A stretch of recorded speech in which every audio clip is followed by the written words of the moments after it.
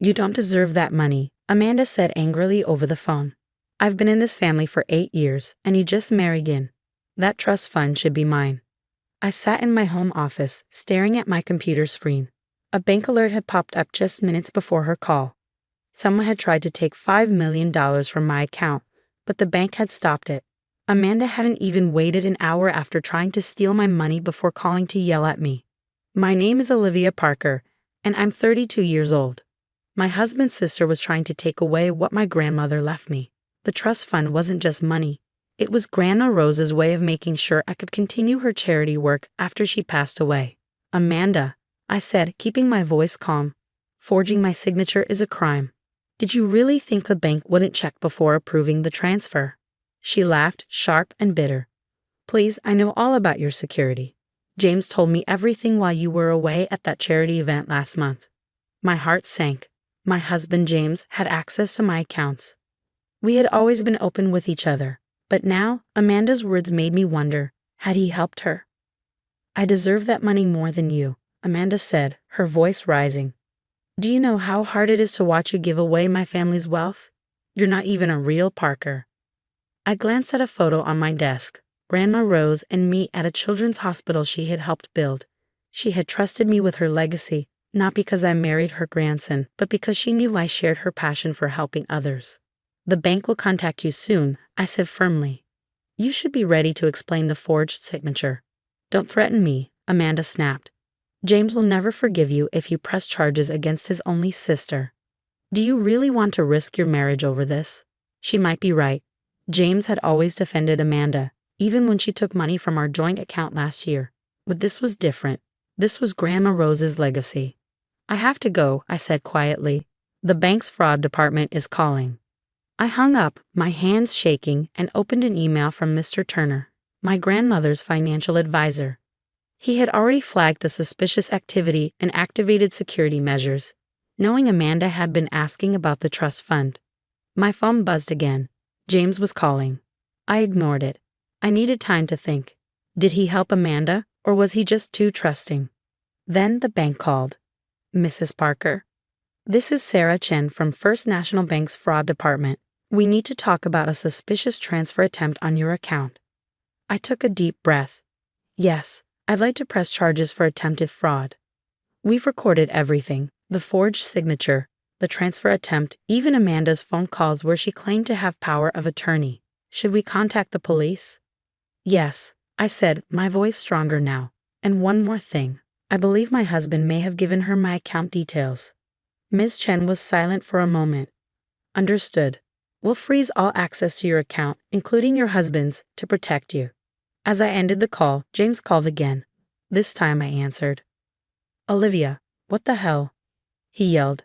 Amanda's crying, saying you're trying to have her arrested. She just made a mistake. I closed my eyes. He was already taking her side. A mistake? I repeated. She forged my signature to steal $5 million, James. That's not a mistake. She's family, he insisted. We can fix this privately. You don't need to call the police. Family. That word felt like a weapon. I had spent years trying to be part of the Parker family, but moments like this reminded me that I never truly belonged. You're right about one thing, I said. Family is important. That's why I have to protect Grandma Rose's legacy, even if it means protecting it from our own family. I hung up and pulled up the security footage from my home office. I had installed the camera as a precaution, hoping I'd never need it. Now, it would show exactly how James accessed my files while I was away. Sometimes protecting what matters means preparing for betrayal, even from the people closest to you. My phone buzzed again, a text from Amanda. You're making a huge mistake. Hope your precious trust fund is worth losing your husband over. I didn't reply. Instead, I forwarded the message to Mr. Turner as more proof. Amanda thought she was threatening me, but she never understood what the money really meant. It wasn't about being rich. It was about keeping a promise to someone who believed in me. Amanda would make her next move. But this time, I was ready. The next morning was full of chaos. I woke up to find that James hadn't come home. His text explained that he had stayed at Amanda's house, helping her deal with this nightmare. Meanwhile, the family group chat was filled with messages, most of them blaming me. They acted like I was the villain trying to hurt poor Amanda. I ignored them and went straight to First National Bank to meet Mr. Turner. The bank's security footage clearly showed Amanda trying to use a fake power of attorney document. She had even styled her hair like mine to trick the tellers. Mr. Turner slid some photos across his desk. "This is strong evidence," he said, "but there's something else you need to see." He showed me a list of failed transaction attempts from the past 3 months. All of them used my credentials. I looked at the dates and my stomach dropped. These attempts happened when I was away at charity events and hospital visits, times when James was home alone. "We tracked the IP addresses," Mr. Turner continued. "They all come from your home." "James," I whispered. "He had been testing my account security this whole time." "And there's more," Mr. Turner said seriously. "Last week, someone tried to change the trust fund beneficiary to Amanda's name." I felt dizzy. James was the only other person who had access to those documents. He had been helping his sister steal my inheritance. My phone buzzed. A message from my mother-in-law. "Family meeting. Tonight, 7 p.m. Be there or we'll take this as your admission of guilt." Guilt? As if I was the criminal here. "What do you want to do?" Mr. Turner asked gently. I straightened my shoulders, channeling Grandma Rose's strength. "Proceed with the fraud charges. And Mr. Turner, gather all the proof of James's involvement. Every attempt, every access, every betrayal." He nodded. "And the family meeting." "Oh, I'll be there," I said. "But first, I need copies of everything." The Parker family home always felt cold, but that night, it felt hostile. Conversations stopped as soon as I walked in. Everyone stared. Amanda sat in the middle of the room, eyes red from crying, looking like a helpless victim. James wouldn't even look at me. My mother-in-law, Margaret, spoke first. "I hope you're happy, Olivia. You've torn this family apart over a simple misunderstanding." I placed a folder on the coffee table. "A misunderstanding? Is that what we're calling attempted theft now?" Amanda sniffled. "I was just trying to access what should have been family money. Grandma Rose would have wanted." "Don't," I interrupted sharply. "Don't pretend to know what Grandma Rose wanted. She chose me for a reason." Amanda's face twisted in anger. "Only because you manipulated her. You turned her against her own family." I pulled out the security photos and spread them on the table. "Is that why you dressed like me and tried to trick the bank?" The room went silent. Everyone leaned forward to look. Amanda's face turned pale.